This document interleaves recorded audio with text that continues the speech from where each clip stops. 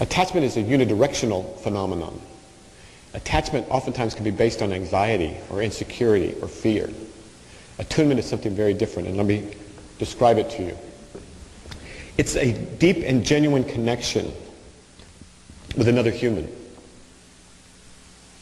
And the archetype of this is the relationship of a mother to her infant, or a father. Now this relationship, if you think about it, this is one of the most powerful and reliable forces in all of nature. It's as reliable as gravity, just about. We don't think about it as a force of nature in the same way physicists think of laws, but it is a law. It takes a lot to derange this particular drive, the love of a mother for her child or a father for their child. It takes an enormous amount of things going wrong. So this attunement we see here in this picture of a mother and her baby. They're dancing, their eyes are connected, their brains are actually connected, as are their hearts and their souls, and they're also their minds. This baby is learning a huge amount in an extraordinarily short period of time through the facial expressions and the responsiveness of the mother. The baby responds and knows, and the mother responds back and forth. And all of you that are parents know this. Now this back and forth like this, the child's learning about the world, learning about whether the world is responsive, whether or not the world is safe, whether or not the world is something that can be relied on, learning about facial expression. The brain is forming connections at the rate of 1,000 per second at this stage of development. So if anybody thinks a baby can get too much attention, they're wrong. Babies are born with a powerful instinct that motivates them to elicit as much care and attention as possible from their caregivers. Babies and toddlers then learn by experience the best way to form relationships with each individual caregiver. Babies can only form a very few close attachment relationships, and to do this it's essential for them to have continuous relationships with permanent caregivers. The baby will develop a special lasting bond to one of those permanent caregivers, who becomes their primary attachment figure, usually but not necessarily the biological mother. But the other attachment figures, including father, remain vital for the child's well-being. The growth spurt of the brain is occurring from the last trimester of infancy through the second year.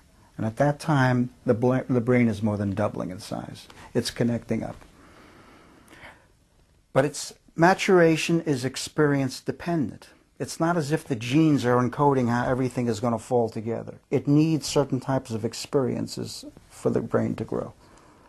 And the most important parts of the brain that we're looking at in the first year to grow by my own thoughts are those parts of the brain that are involved with the emotional and the social functioning of the child. Those are the ones which are embedded in the attachment relationship.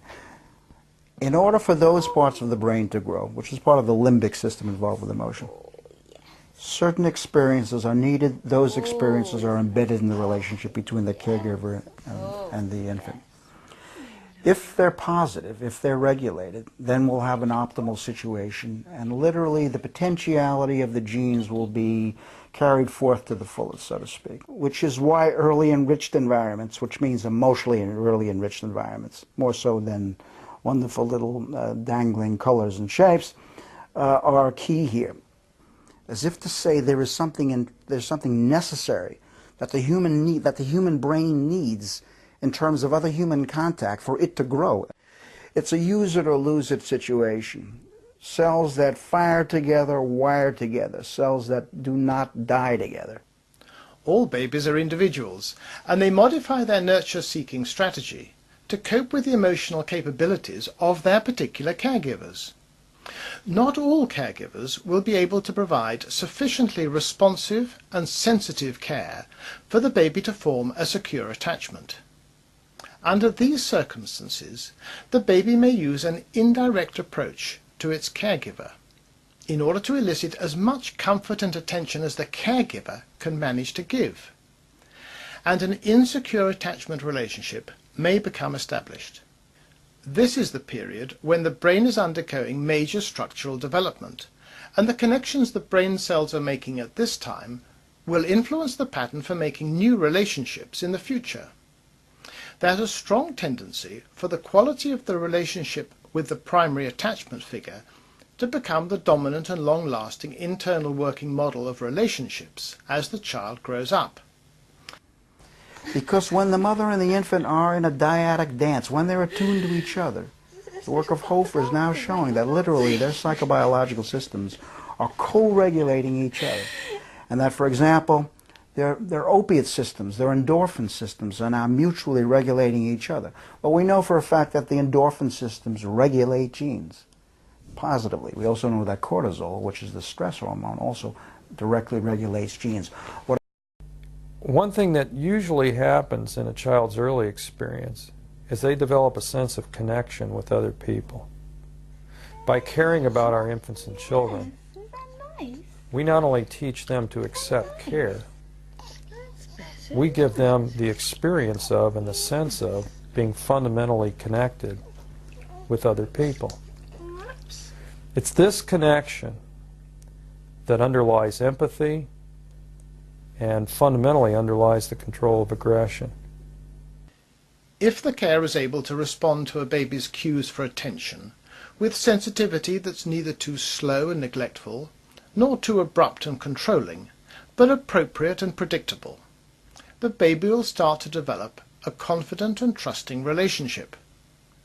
There are no hard and fast rules to this behavior, but if the carer is in tune in this way, the baby develops a sense of secure attachment and high self-esteem. In fact, it's probably rarely examined. I don't think children with high self-esteem think as they start their day, well, I'm secure, things will work out for me today probably. It doesn't have to be examined. It goes without saying. It's a certainty. It's part of them. What I mean by that is it comes from inside. It's an abiding belief that things will work out for you.